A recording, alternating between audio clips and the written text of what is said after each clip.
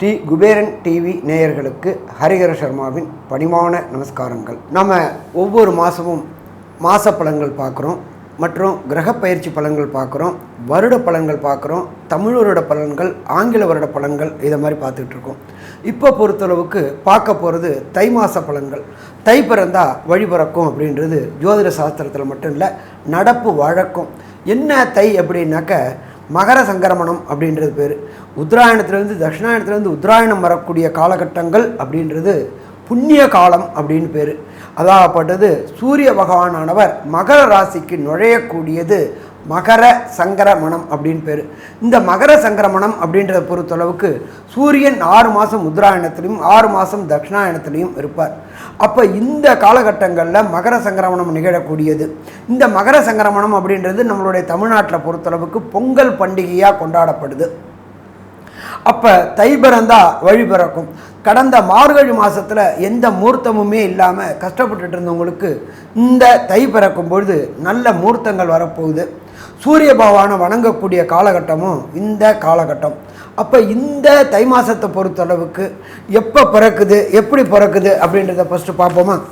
நிகழும் மங்களகரமான குரோதி வருஷம் 14/1/2025 செவ்வாய்க்கிழமை முதல் 12/2/2025 புதன் வர இந்த தை மாதம் பிறக்குது.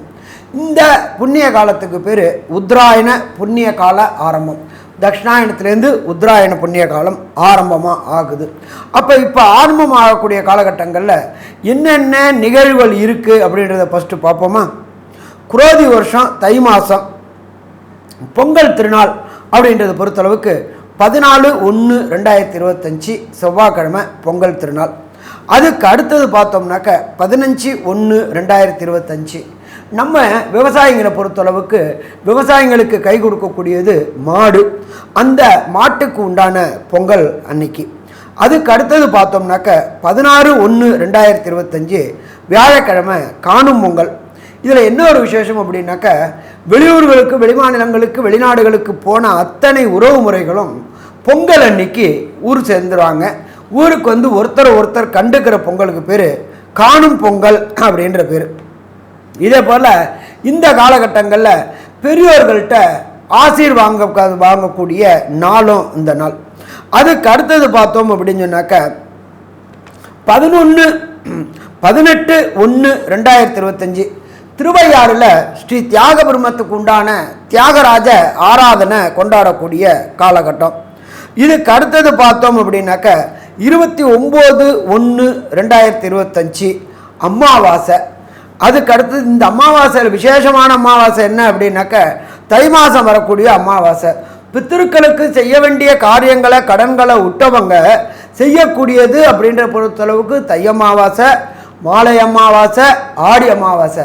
கடந்த காலகட்டங்களில் நீங்கள் விட்ட உங்களுடைய பித்திருக்களுக்கு செய்ய வேண்டிய கடன்களை செய்யாமல் இருக்கிறவங்களுக்கு இந்த தை அமாவாசையில் புனித நீர்த்தலங்களில் கங்கா, யமுனா, சரஸ்வதி, காவேரி, கடல், இதில் எல்லாத்துலேயும் செய்யக்கூடியது இந்த இது. இதுக்கு அடுத்தது பார்த்தோம்னாக்க 26/1/2025 குடியரசு தினம். இதை தவிர பார்த்தோம்னாக்க 11/2/2025 எம்பெருமான் முருகனுக்கு தைப்பூச திருநாள்.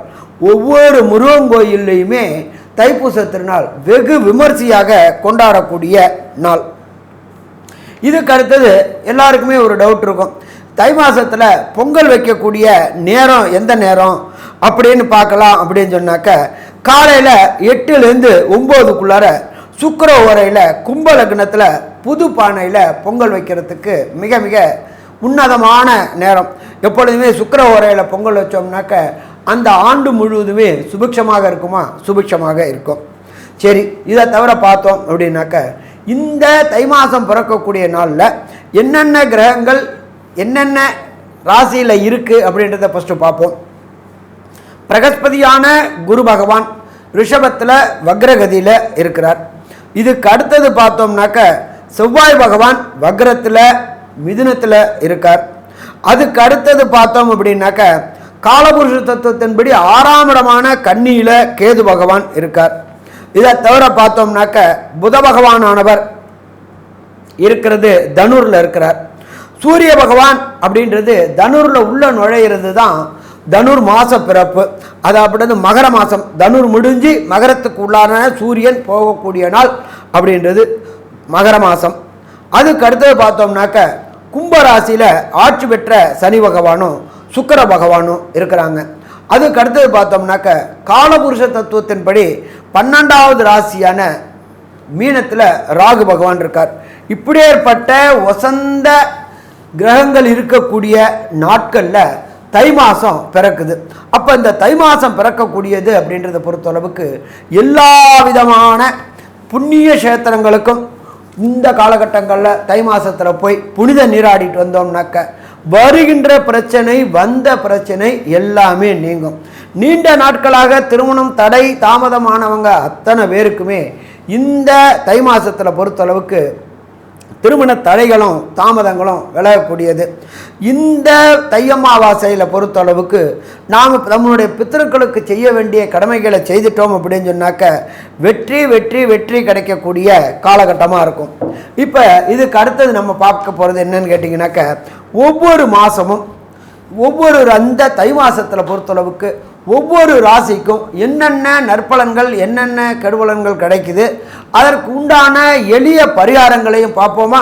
அன்பார்ந்த துளாராசி என்பர்களே, உங்களுடைய ராசிநாதனான சுக்கிர பகவான் ராசிக்கு 5ஆம் இடத்தில் சனி பகவானோடு சேர்ந்து இருக்கிறார். அப்போ பூர்வ புண்ணிய புத்திரஸ்தானத்தில் உங்களுடைய ராசிநாதன் இருக்கார். அது கூட ஆட்சி பெற்ற சனீஸ்வர பகவானும் இருக்கார். நீண்ட நாட்களாக குலதெய்வ வழிபாடு செல்லணும்னு நினச்சிக்கிட்டு இருந்த துளாராசி என்பவர்களுக்கு ஏதேனும் ஒரு தடை வந்துக்கிட்டே இருந்துச்சு. அந்த தடைகள் அத்தனையும் இந்த தை பிறந்தா விலகும். அடுத்தது பார்த்தோம் அப்படின்னு சொன்னாக்க துளாராசிக்கு 3ஆம் இடமான முயற்சி ஸ்தானத்தில் புத பகவான் இருக்கார். புதன் அப்படின்றது அனலைசிங் பிளானட். நீங்கள் எடுக்கின்ற முயற்சிகள் அத்தனையும் ஜெயமாகக்கூடிய வாய்ப்பு உண்டு. நம்ம என்ன சொல்லுவோம்? முயற்சி உடையார் இகழ்ச்சி அடையார் அப்படிம்போம்.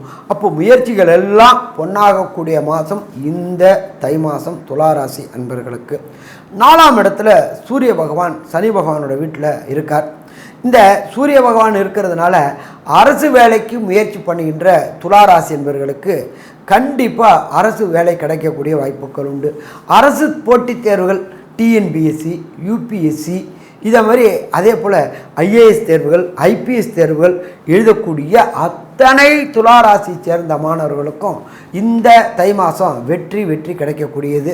அதே போல் வெளியூர் வெளிமாநிலத்தில் படிக்கணும்னு நினைக்கக்கூடிய துளாராசி என்பவர்களுக்கு வெளியூர் வெளிமாநிலத்தில் படிக்கக்கூடிய வாய்ப்புகளும் கிடைக்கும். துளாராசியை பொறுத்தளவுக்கு 4ஆம் இடத்துல சூரிய பகவான் இருக்கிறதுனால அரசு துறைகளில் கான்ட்ராக்ட் கிடைக்கக்கூடிய வாய்ப்புகள் உண்டு. இந்த துளாராசியை சேர்ந்த அரசியல்வாதிகளை பொறுத்தளவுக்கு உங்களுக்கு உங்களுடைய தலைவரின் கடைக்கன் பார்வை கிடைச்சி திடீர் பதவி உயர்வு திடீர் பண வரவு கிடைக்கும். அதை தவிர பார்த்தோம் அப்படின்னாக்க அரசு தொடர்புடைய கான்ட்ராக்டுகள் அப்படின்றத பொறுத்தளவுக்கு மைன்ஸ் கான்ட்ராக்டு, அதுக்கு அடுத்தது ரோடு கான்ட்ராக்டு, பாலம் கான்ட்ராக்டு, பில்டிங் கான்ட்ராக்டு, தண்ணீர் தொட்டி கான்ட்ராக்டு, இது எல்லாமே உங்களுடைய தலைவருடைய கடைக்கன் பார்வை பட்டு கொட்டுன்னு கொட்ட போகுது. அடுத்தது துளாராசி அப்படின்னாலே சுக்கிரனுடைய ராசி. அந்த ஹோட்டல் தொழில் செய்யக்கூடியவங்க, தங்க வியாபாரம் செய்யக்கூடியவங்க, பொன் வியாபாரம் மற்றும் வெள்ளி வியாபாரம் பிளாட்டினம் வேலை செய்யக்கூடிய துளாராசி என்பவர்களுக்கு இந்த தை மாதம் அமோகமான வியாபாரம் இருக்கும். இதை தவிர பொற்கொள்ளர்களுக்கு அதாவது பொண்ணில் நகாசு வேலை செய்யக்கூடியவங்களுக்கு கண்டிப்பாக வெற்றி கிடைக்கக்கூடிய வாய்ப்புகள் உண்டு. மருந்து தொடர்புடைய உற்பத்தி செய்யக்கூடியவங்க, மருந்து தொடர்புடைய விநியோகம் செய்யக்கூடியவங்க, அடுத்தது சிறு மருந்து கடைகள் வச்சுக்கக்கூடியவங்க அத்தனை பேருக்குமே இந்த காலகட்டங்களில் வெற்றி கிடைக்கக்கூடிய வாய்ப்புகள் உண்டு. மளிகை வியாபாரம் செய்யக்கூடியவர்களுக்கு கடந்த காலகட்டங்களில் கடனில் வாங்கி பிரச்சனையில் மூழ்கியிருந்தவங்களுக்கு இந்த தை மாதத்தில் அந்த வராத கடன்கள் அத்தனையும் வந்து உங்களுடைய வியாபார நிறுவனத்தை விஸ்தரிக்கக்கூடிய வாய்ப்புகள் உண்டு. வியாபார நிறுவனத்தை இன்டீரியர் டெக்கரேஷன் கிடைக்கக்கூடிய வாய்ப்புகள் உண்டு. கடந்த காலகட்டங்களில் விசுவாசமான தொழிலாளி இல்லாதனால மென்டல் டிப்ரெஷன் மென்டல் டிஸ்டர்ப் இருந்துச்சு. அப்போ இந்த துளாராசிக்காரங்களை பொறுத்தளவுக்கு இந்த காலகட்டங்களில் புதிய விசுவாசமான தொழிலாளி கிடைச்சி வெற்றி கிடைக்கக்கூடிய வாய்ப்புகள் உண்டு. இதை தவிர பார்த்தோம்னாக்க 6ஆம் இடத்தில் ராகு பகவான். 6ஆம் இடம் அப்படின்றது ரணரோக சத்ருஸ்தானம். ரணரோக சத்ருஸ்தானத்தில் ராகு பகவான் இருக்கிறதுனால உடல் உபாதைகள், இருதய தொடர்புடைய உபாதைகள், அலைச்சல்கள் எல்லாமே இருக்கக்கூடிய வாய்ப்புகள் உண்டு. அடுத்தது நாம் எடுக்கக்கூடிய ஒவ்வொரு முடிவும் நிதானமாக இருந்துச்சு அப்படின்னு சொன்னாக்க பிரச்சனைகளை தவிர்க்கலாம். உங்களுடைய ராசியோட இன்னொரு வீடான ரிஷபத்தில் குரு பகவான் இருக்கிறதுனால, தனக்காரகன் 8ல் மறைஞ்சதுனால பொருளாதாரத்தில் சற்று ஏற்ற இறக்கங்கள் இருக்கக்கூடிய வாய்ப்புகள் உண்டு. அதனால் செலவு பண்ணுறதுக்கு முன்னாடி 1க்கு 10 ட்ரிப்பு யோசனை பண்ணி செலவு பண்ணுங்க. யாருக்கும் கடன் கொடுத்து கடன் வாங்குகிற வேலை வேண்டாம். கொடுக்கறதுக்கு அடைக்கிறதுக்கான வாய்ப்புகள் குறைவாக இருக்கும். அதனால் கொஞ்சம் எச்சரிக்கையாக இருக்கணும். அடுத்தது பார்த்தோம்னாக்க 9ஆம் இடத்துல செவ்வாய் பகவான் இருக்கார். 9ஆம் இடம் அப்படின்றது தகப்பன் ஸ்தானம். தகப்பன் ஸ்தானாதிபதியான சூரியன் 4ஆம் இடத்துல இருக்கார். அப்போ இந்த காலகட்டங்களில் தகப்பனுக்கு உடல்நிலையில் சின்ன சின்ன தொந்தரவுகள் வரக்கூடிய வாய்ப்புகள் உண்டு. அப்போ தகப்பனுக்கு ஏதாவது சின்ன ப்ராப்ளம் அப்படின்னாலும் உடனடியாக அருகில் உள்ள ஆஸ்பத்திரியிலையோ அல்லது உங்கள் குடும்ப நல மருத்துவரையோ உடனடியாக அணுகினீங்கனாக்க தகப்பனுக்கு உண்டான பிரச்சனைகளை தவிர்க்கக்கூடிய வாய்ப்புகள் உண்டாகும். ஸோ மொத்தத்தில் பார்த்தோம்னாக்க துளாராசி என்பவர்களுக்கு இந்த மாதம் யோகமான மாதம்னு சொல்லலாமா? யோகமான மாதம்னு சொல்லலாம். ஆனாலும் இந்த தை மாதத்தில் ஒரு சில நாட்களை தவிர்க்கக்கூடிய நாட்கள் அப்படின்னு பேர். அந்த தவிர்க்கக்கூடிய நாட்கள் அப்படின்றது சந்திராசிரம தினங்கள் அப்படின்னு பேர். உங்களுடைய நட்சத்திரத்துக்கு 17வது நட்சத்திரமாக வர்றது சந்திராசிரம நட்சத்திரம். அந்த சந்திராசிரமம் அப்படின்னாக்க உங்களுடைய ஜனன சந்திரனுக்கு கோல்சார சந்திரன் 8ஆம் இடத்துல வரார். மதிக்காரனான சந்திரனுடைய ஒளி உங்களுக்கு படலைன்னா பிரச்சனை வரக்கூடிய வாய்ப்புகள் உண்டு. அதனால் இந்த காலகட்டங்களில் புதிய முயற்சிகளையும் வெளியூர் வெளிமாநிலம் வெளிநாடு பயணங்களையும் தவிர்ப்பது சிறந்தது. சரி, இப்போ இது எந்தெந்த நாள் அப்படின்றது துளாராசிக்காரங்களுக்கு பார்க்கலாம். அப்படின்னாக்க 6/2/2025, 7/2/2025, 8/2/2025 இந்த 3 நாளுமே புதிய முயற்சிகள், வெளியூர் வெளிமாநிலம் வெளிநாடு பயணங்கள், நீண்ட தூர பயணங்கள் செய்கிறத தவிர்ப்பது நல்லது. சாமி நான் எடுத்துட்டேனே டிக்கெட்டு முன்னாடியே அப்படின்னு சொன்னாக்க நீங்கள் இருக்கிற இடத்துக்கு பக்கத்தில் உள்ள அம்மன் கோயிலுக்கு நல்லெண்ணெய் வாங்கி அதை சாத்திட்டு புறப்படுங்க. வெற்றி கிடைக்குமா? வெற்றி கிடைக்கும். சரி, துளாராசியை சேர்ந்த நண்பர்களுக்கு ஒரு சில பேருக்கு நடப்பு தசா புத்தி அந்தரம் சூட்சமம் சரியில்லை அப்படின்னு சொன்னாக்க என்ன தெய்வத்தை வணங்கணும் அப்படின்னு பார்த்தோம் அப்படின்னு சொன்னாக்க இங்கே இது பக்கத்தில் சென்னை பக்கத்தில் திருவள்ளூர் அப்படின்ற ஒரு இடம் இருக்குது. அந்த திருவள்ளூரில் உள்ள வைத்திய வீரராகவர் தாயார், கனகவள்ளி தாயார், இவங்க 2 பேரையும் அமாவாசை அன்னைக்கு போய் வணங்கிட்டு வாங்க. வணங்குறதுக்கு முன்னாடி பக்கத்துலேயே ஒரு குளம் இருக்கும். அந்த குளத்தில் உள்ள மீன்களுக்கு உப்பு பொரியும் வாங்கி போட்டுட்டு கனகவள்ளி தாயாருக்கு ஒரு அர்ச்சனையும் எம்பெருமான் வைத்திய வீரராகவருக்கு ஒரு அர்ச்சனையும் பண்ணிட்டு வந்தோம்னாக்க வரக்கூடிய பிரச்சனைகள், வந்த பிரச்சனைகள் அத்தனையுமே சூரியனை கண்ட பனி போல் விலகும். ஸோ துளாராசி என்பவர்களுக்கு இந்த தை மாதத்தில் பொறுத்தளவுக்கு திருமண தடைகள் தாமதங்கள் விலகும். நீண்ட நாட்களாக குலதெய்வ வழிபாடு செய்யணும்னு நினச்சிக்கிட்டு இருந்தவங்களுக்கு ஏற்பட்டுகின்ற தடை தாமதங்கள் விலகி குலதெய்வ வழிபாடு செய்யக்கூடிய வாய்ப்புகள் உண்டு.